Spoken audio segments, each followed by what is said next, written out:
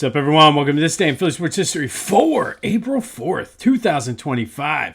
I'm your host, Jim Montgomery. Welcome to a Feel Good Friday edition of the podcast. A rainy morning, Feel Good Friday, but it's supposed to clear up later. Going to kind of be a dreary weekend, but that's all right because we have a ton of great sports coming up this weekend. We got a big show today, too. It's Fridays with AI. We shift gears with Lenny Wagner, start talking football, Phillies, Dodgers, so much to get into. But as always, let's start with some quick housekeeping. Be sure to follow me on social media, Jimbo_Mont on Twitter and TikTok. On Instagram, at PhillyJimbo. Subscribe to the YouTube channel, Jimbo_Mont, and continue to spread the word as this thing is growing like wildfire. And just a quick reminder as well, don't forget if you want to see highlights, clips, photos, pictures of whatever we're talking about for this day in Philly sports history that day, go to my social media, Twitter, TikTok, Instagram, LinkedIn, Facebook, wherever. That's where you'll see that. So if you want to see what happened, whatever it is, that's where you go for that. So go ahead, follow me on the social media, and then you'll be right there in the loop. All right. It's time for Fridays with AI, where we ask AI to rewrite Philly sports history. Every Friday, only on This Day in Philly Sports History. That's right. It's time for Fridays with AI. And we got a kind of a different one today. I'm experimenting with different things. AI has been talking to me about different things and wanting to try new ideas. So the Final Four is this weekend, tomorrow, and then the championship game is on Monday. And we've talked a lot, specifically with the Big Five, about how the landscape of college sports, specifically basketball, has really changed. I mean, you have 4 number 1 seeds in the Final Four for the first time since 2008, only the second time ever. Really, these 4 teams have been the best 4 teams all year, and a lot of that can be targeted right back to NIL and the transfer portal and all of those things. And as somebody who grew up with college basketball looking slightly different and being a Temple fan and knowing John Chaney, I always wondered what he would think about the current state of college sports, specifically basketball. So I asked AI to simulate an interview with John Chaney where he talks just about that, the NIL and the transfer portal. Now, due to copyright, moral, and ethical things, I was not able to get like a hologram John Chaney to sit down for this interview. However, AI had the next best thing. They asked 2 friends to take a deep dive into John Chaney's interview with, I'm assuming, like Clark Kellogg, the Saturday of the Final Four, whatever. But Chaney did sit down. If you would be interested in the transcript of it, I do have the transcript. But here are 2 of my friends to take a deep dive into what John Chaney would think about the NIL and transfer portals.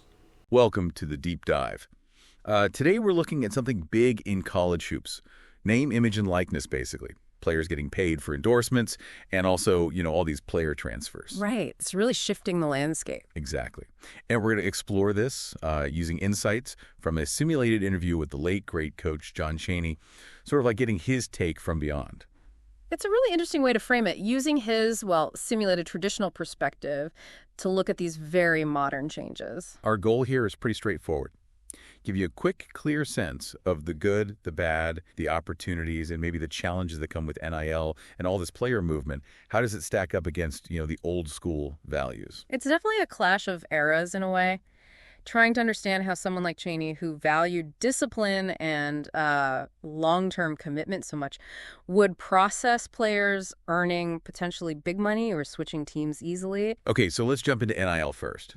The simulated Chaney, he gets it. Times change. Players have new rights, new freedoms. That makes sense. But his big worry right off the bat isn't the money itself. It's, will this distract from the grind, the hard work? Yeah. He seems concerned it could become like a shortcut. Yeah, exactly. His simulated take really hammers on that. Is the focus shifting too much away from, fundamental skill development, team goals, and even academics, the core reasons you're supposed to be in college? He seems to be asking, can players handle both? The financial opportunity and the demands of being a student and an athlete committed to a team. It's a balance thing. Right. A tricky balance. Yeah. Okay, so what about the transfers? The portal's buzzing constantly these days. How does the simulated Chinese see that?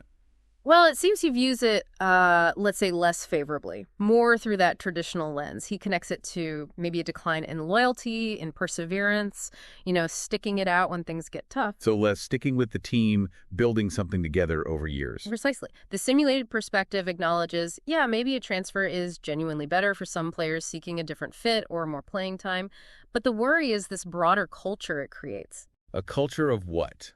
Always looking for the next best thing. Kind of, yeah.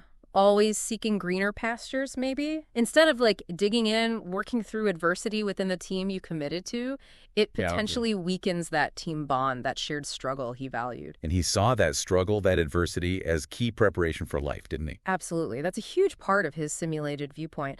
College basketball, for him, wasn't just about hoops. It was about learning discipline, teamwork, how to handle setbacks, life lessons. So the concern is, if you can just jump ship easily whenever things aren't perfect. Do you ever really learn that resilience, that grit? If the focus becomes solely chasing the best deal or the easiest path, maybe you miss out on developing that mental toughness you need for, everything after basketball. Makes sense. So given all these concerns, NIL distractions, transfer temptations, what's the simulated Coach Chaney's advice for today's young players? It boils down to staying grounded, really. Focus on the fundamentals, your skills, yes, but also your education, your character. Don't lose sight of the long game. So weigh the opportunities carefully. Exactly. Think about that NIL deal or that transfer offer. Does it really align with your bigger goals, your education, being part of a committed team? His core message, simulated, of course, seems to be hard work, discipline, perseverance. Those are still your most valuable assets. No shortcut replaces that. Okay, so wrapping this up for our listeners, what we're getting from this simulated Chaney perspective is this picture of modern college basketball as complicated. Definitely. You've got these new freedoms, financial opportunities with NIL, mobility through transfers. Those are real benefits for players in many ways. But the counterpoint, the caution from this simulated traditional view is about potentially losing focus. Losing focus on education, on character building, on the teamwork and grit that, someone like Coach Chaney saw as absolutely foundational. Right. Which leads us to that final thought, that provocative question for you, the listener, to chew on. As college sports keep changing with all this money and movement, how do we, the athletes, the families, the schools, everyone involved, make sure we don't lose the plot? How do we keep the educational value, the personal development front and center alongside these new opportunities? It's a really important questioner for the future. All right. Thanks, guys. AI is amazing. It's amazing what AI can do. Simply load it up the transcript of that interview, and that's what they came up with. But I think it really is spot on with how Chaney would feel. Like, if you think about it, Chaney was all about loyalty. Chaney was about helping guys learn life lessons and be productive members. Sure, the NBA and making millions like that was always great. He sent plenty of guys to the NBA. But every single former player, always will talk about just Chaney being that father figure, teaching them life lessons on how to be good human beings. And I think he would be torn. I don't know if somebody like Chaney would be able to coach in this current landscape. I think he would get frustrated. We saw that with Aaron McKee, who basically one of the reasons he left was due to the changing landscape and not being able to build any consistency. I look back at my 4 years when I was at Temple, and the 99-2000 team that was the 2 seed, granted, they got bounced in the second round, but you saw the growth with guys like Lamont Barnes, guys like Quincy Wadley, Lynn Greer, Pepe Sanchez. You saw their growth throughout their time at Temple. I don't know if you would ever see that nowadays at a school, specifically like a school like Temple, because I just read in the newspaper today that basically Adam Fisher is starting from scratch with his team at Temple. It's because guys are leaving for the transfer portal. Temple now has moved all the NIL stuff in-house. So Chaney definitely would be outspoken. And truthfully, AI, I think of all the ones we've done so far, AI got this right, because I really do feel this is what Chaney would feel. He'd be very outspoken. He would question the motives, question whether it was good for the players themselves. So thank you, AI, and thank you, Coach Chaney, because I think he would feel this way and be concerned about the impact it's having on these young guys, especially for a guy like Chaney, who was all about making his players be great human beings. Basketball was sort of the vehicle to get them there. So again, the whole Fridays with AI, it's a work in progress, working out some things. There are some subscription services. I just don't trust AI subscriptions yet. But thank you for Fridays with AI. All right, let's go to the Phils. And what a game yesterday. And raise your hand if you thought Taijuan Walker would go 6 innings, give up 3 hits, strike out 4, and give up 0 runs. Yep, I didn't think so either. And again, don't want to jump and put the cart before the horse here. But if you can get that type of production out of him, and if Ranger comes back and you're getting this production out of Taijuan Walker, do you move Taijuan or Ranger to the bullpen and let Taijuan be your 5th starter? I mean, for the most part, other than those last 2 starts, he had a phenomenal spring. And the way he pitched yesterday was the way he pitched in the spring. I know it was the Rockies, but he looked good. His command was good. And some of the trouble he got into yesterday were due to either bloop hits or the defense letting him down. So good, solid outing from Taijuan Walker. Phils win 3-1. They did okay against starting pitching yesterday, so that was good to see. Kyle Schwarber hit a bomb that probably still hasn't landed. If you haven't seen his Schwarber bomb yesterday, he crushed it. Bryce had 2 hits. JT went 3 for 3. Jose Alvarado did make it interesting in the 9th, kind of Mitch Williams-esque there. He loaded the bases, gave up a run, but did strike out 3 and got out of it. All right, so Dodgers coming to town this weekend, starting tonight for a 3-game series. Dodgers are undefeated. Phillies are 5-1. And yes, it was against the Nationals and the Rockies. However, we've seen so many times with sports teams in Philadelphia, for some reason, not handling their business the way they should. The Phillies handled their business, winning 5 of 6 from those 2 teams to start the season. So I think they're playing decent baseball. I'm excited for this series. I think it's a good measuring stick game. Yes, it's only the 9th game of the season, or the 7th, 8th, and 9th games of the season. But I think this is going to go a long way in sort of letting us know how this season is going to play out. It's April. They say you can't win the division or clinch a playoff spot in April. But as we've seen in the past, you certainly can lose it. So this is a heavyweight fight, really, to see where the Phillies match up. So that does lead to today's question of the day.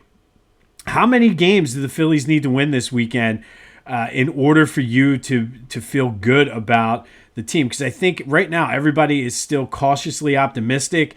You might even use the word skeptical, because I know I am. I'm like, okay, you're 5-1 against the Nationals and Rockies. You didn't do hardly anything against the starting pitching. So here's the best team in the league, hands down. I want to see how they go. I think they can't get swept. If they win 2 of 3, I am 100% on board. And a lot, obviously, is going to be how the games play out. If they come out and just play like crap and don't, like they did against the Mets, then, okay, like we know what kind of season it's going to be. But they come out and go toe-to-toe with the Dodgers and hold their own, I'm okay with it. So how many games do the Phillies need to win this weekend for you to become a believer in this team? 267-495-8531. That is the Back to the Future voice and text line. Get that. Anything else Philly sports related off your chest? Want to talk Chaney's thoughts on NIL and the transfer portal? That is all fair game. But, I'm basically going into this saying don't get swept. and play well if you're going to lose 2 of 3. Like if they lose 5-4, 3-2, things like that, I would be okay with that, especially if the starting pitching is good. I want to see Aaron Nola bounce back tomorrow. Luzardo is on the mound tonight. Like I said, I want to see Sanchez pitch well at home again on Sunday. I mean, it's a heavyweight fight. So let me know how many you think they need to win in order for you to be a believer, or if you're not going to believe because it's the third series of the season. But basically, bottom line is in baseball, win series. The Phillies have won 2 series to start the season.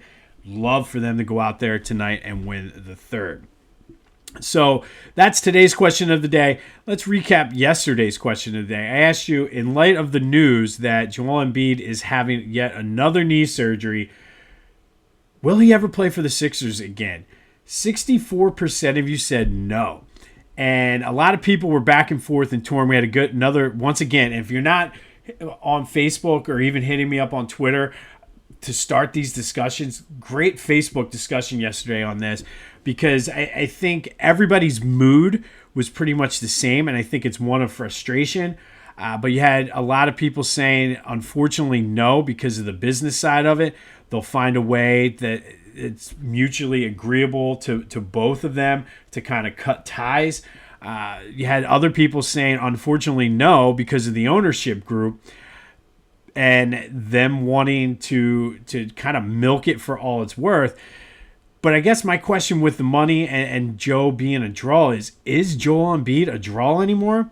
I mean, granted, he could come back, and I don't think we're ever going to see the MVP Joel Embiid. But could he be a guy that's a key piece, a contributor, maybe 20, 25 minutes a game? Doesn't have to be the focal point of the offense? Sure, but is that going to bring people into the building just on that alone? So lots of question marks heading into this Sixers offseason.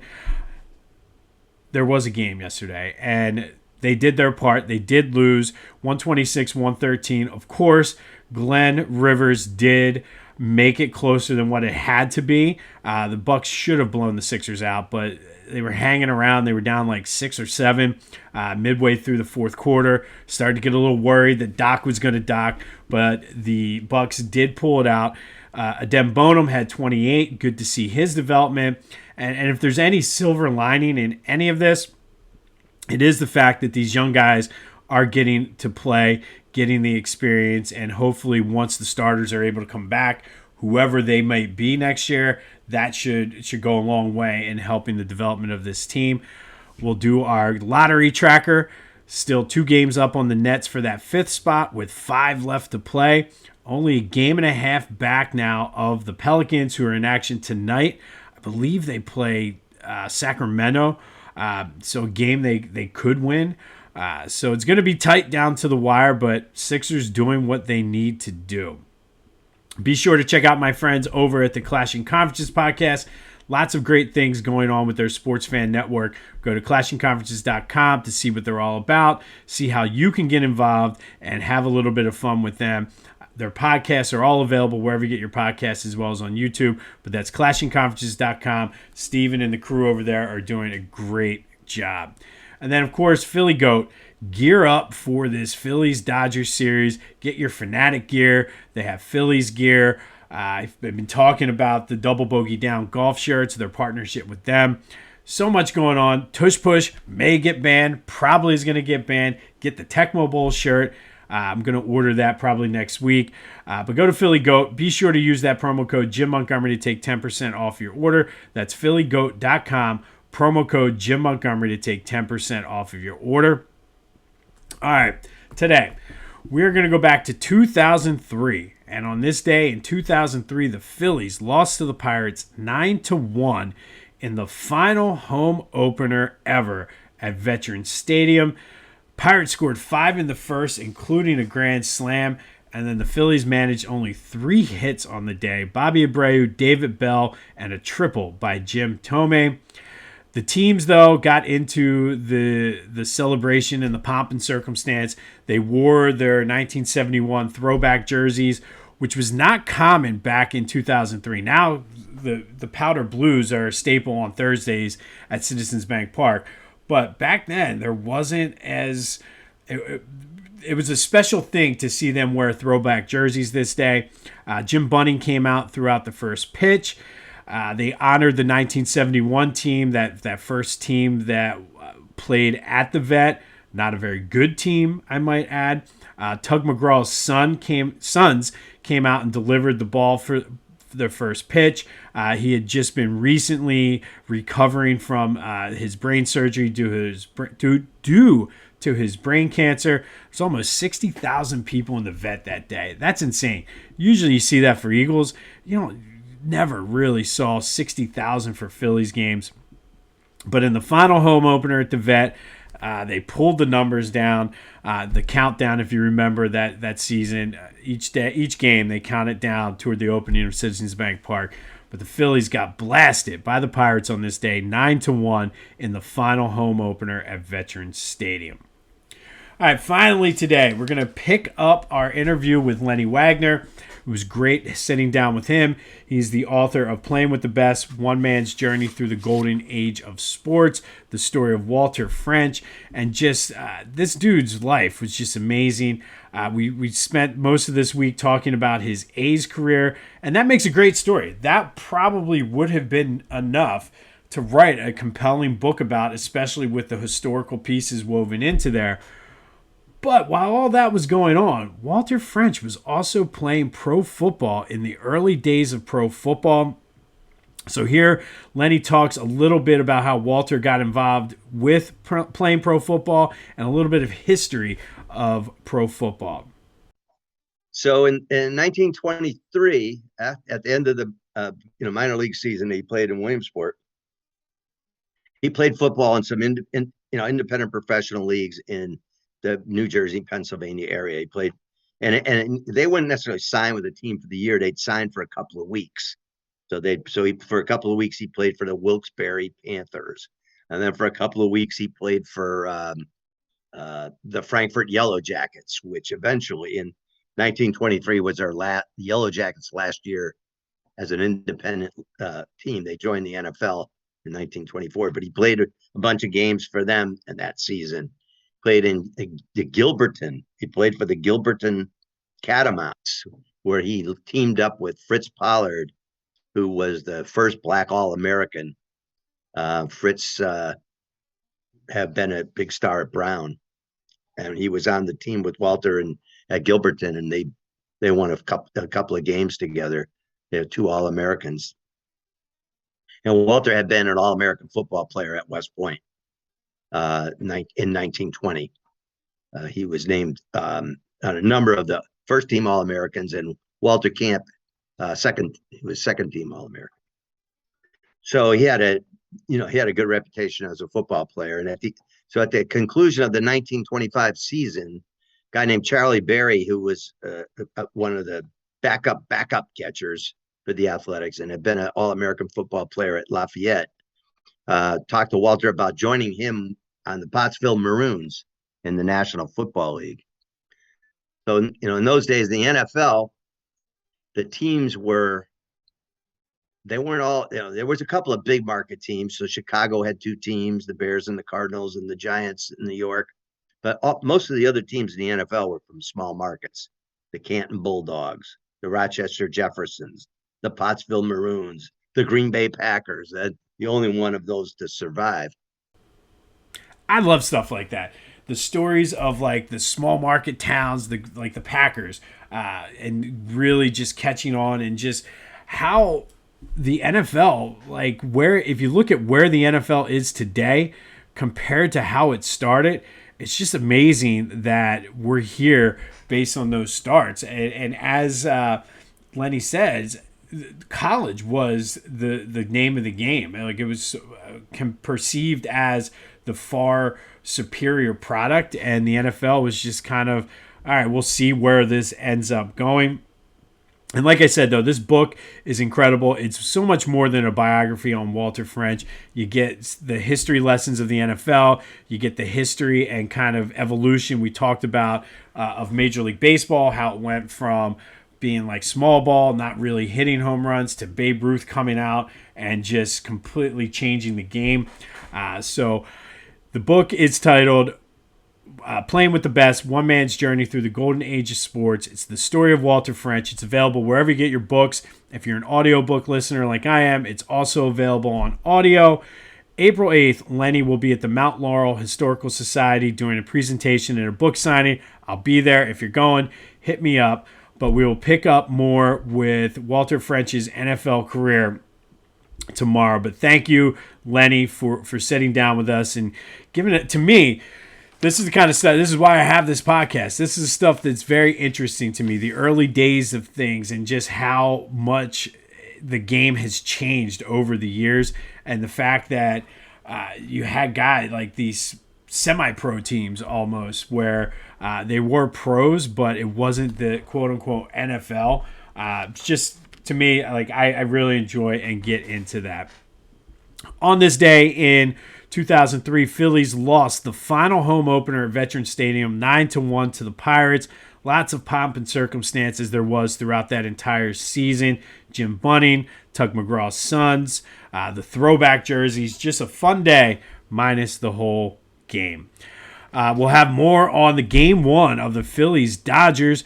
But how many do they need to win for you to feel good about this team? That is the question of the day. Hit me up on the Back to the Future voice and text line with that.